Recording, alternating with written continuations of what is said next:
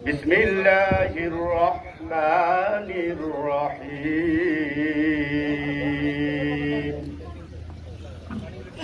وإذ قال إبراهيم رب اجعل هذا بلدا آمنا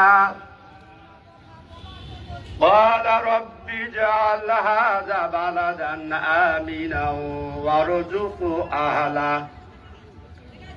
وارزق أهله من الثمرات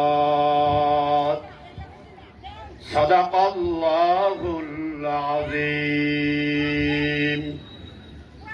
সূরা আল বাকারা আয়াত 126।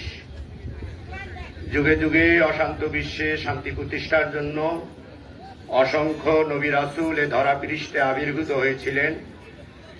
নবী ইব্রাহিম আলাইহিসসালাতু ওয়াস সালাম ছিলেন তাদের অন্যতম।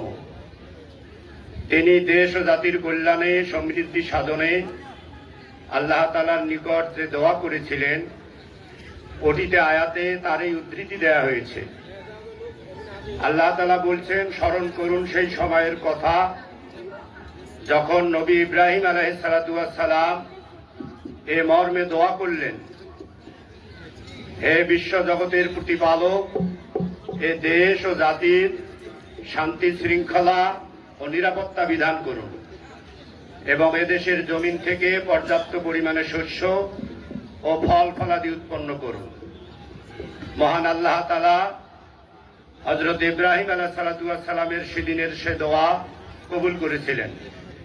মহান স্বাধীনতা ও জাতীয় দিবসের এই ক্ষণে আমরাও দোয়া করি, আল্লাহ তাআলা এই দেশ ও জাতির শান্তি শৃঙ্খলা ও নিরাপত্তা বিধান করুন, এদেশের জমিন থেকে পর্যাপ্ত পরিমাণে শস্য ফল ফলাদি উৎপন্ন করুন এবং আপদ বিপদ বালা মুসিবত থেকে এ দেশ ও দেশবাসীকে হেফাজত করুন। আমিন। আসসালামু আলাইকুম ওয়া রাহমাতুল্লাহি ওয়া বারাকাতুহু।